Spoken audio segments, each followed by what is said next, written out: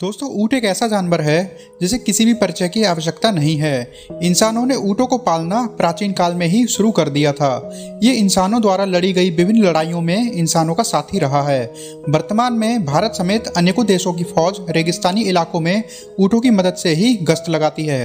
रेगिस्तानी इलाके में रहने और जीने के हिसाब से ऊँट सबसे लाजवाब प्राणी है। ऊँट के पास लंबी टांगे होती हैं, जिस कारण जमीन से निकलती गर्मी या ठंड इसके शरीर तक कम पहुँच पाती है।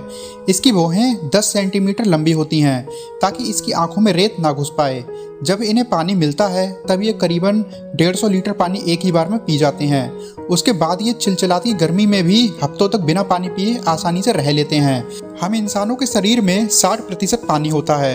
यदि इस पानी में 15% की कमी आ जाए तो इंसान की जान भी जा सकती है। इसके विपरीत एक ऊँट के शरीर में अगर 25% पानी की कमी भी हो जाए तब भी इसको कोई परेशानी नहीं होती। रेत में पैर धंसने की वजह से जहां अन्य जीवों का चलना भी मुश्किल होता है, उसी रेत में ये ऊँट 60 किलोमीटर प्रति घंटे की रफ्तार से दौड़ सकता है। नमस्कार दोस्तों, मैं हूं आपका दोस्त अनमोल गुप्ता और एक बार फिर आपका बहुत बहुत स्वागत है आपके अपने YouTube चैनल फैक्ट्स बर्ड में। दोस्तों, ऊँटों की दो किस्में पाई जाती हैं, ड्रोमेट्री ऊँट और बैक्टीरियन ऊँट। ड्रोमेट्री ऊँट मुख्यतः अरबी नस्लों के ऊँटों को कहा जाता है। इनकी कुल संख्या में 94% हिस्सा इसी नस्ल के ऊँटों का होता है। ये ऊँट भारत में आमतौर पर हर जगह दिखाई दे जाते हैं। अक्सर इनका इस्तेमाल भारी वजन खींचने के लिए किया जाता है। इन ऊँटों की कमर पर एक कुबर होता है जो पिरामिड जैसी आकृति का होता है। इनकी ऊंचाई 7 फीट तक हो जाती है। वहीं बैक्टीरियन ऊँट, जिन्हें मंगोलियन ऊँट भी कहा जाता है, ऐसे पहाड़ी क्षेत्रों में रहने वाले ऊँट हैं जहाँ ना के बराबर ही वर्षा होती है।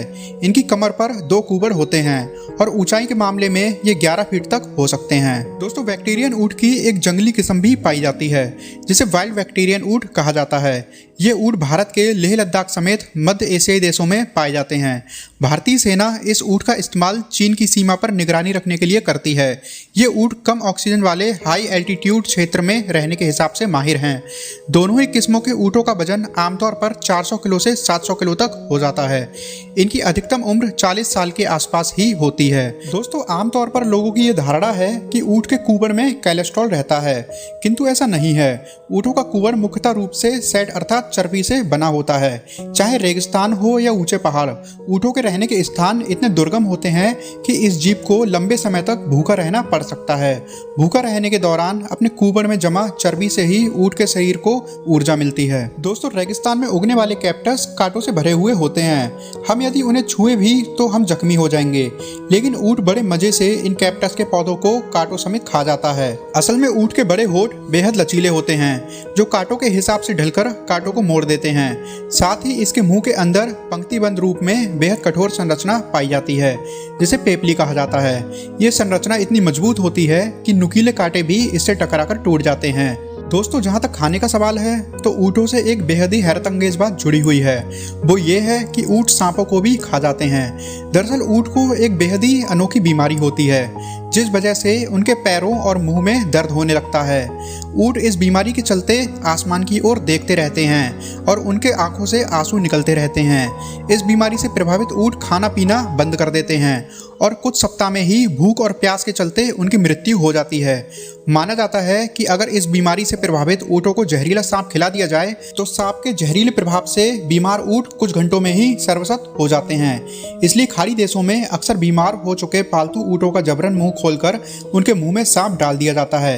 ये भी कहा जाता है कि बीमार ऊँट को अगर सांप दिखाई दे जाए तो वो बिना इंसानी मदद लिए खुद ही सांप को निगल जाता है। हालांकि जानवरों के डॉक्टर ऊँट के बीमार होने का जिम्मेदार वायरसों को ठहराते हैं।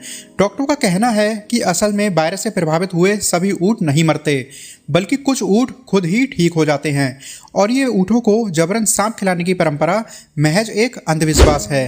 लेकिन कुछ जीव वैज्ञानिक ने यह भी बताया है कि उन्होंने सिर्फ ऊँटों को ही नहीं बल्कि जंगल में कई बार हिरणों को भी छोटे सांपों को खाते हुए देखा है। यानी ऊँट द्वारा सांप खाने की इच्छा रखना केवल अंधविश्वास ही नहीं कहा जा सकता। किंतु शाकाहारी जीवों द्वारा सांपों को खाने की इच्छा अभी तक पूरी तरह से नहीं समझी गई है। दोस्तों, आज मशीनों का युग है, इसलिए तमाम जानवरों का महत्व इंसानों के जीवन में कम हो चुका है। किसी जमाने में पालतू जानवर न सिर्फ इंसान की जरूरत बल्कि शान भी हुआ करते थे। दोस्तों, दुनिया भर के राजाओं द्वारा जब भी रेगिस्तान या किसी रेतीली जगह पर युद्ध किया जाता था, तब वहां सबसे ज्यादा ऊंटों का ही इस्तेमाल किया जाता था।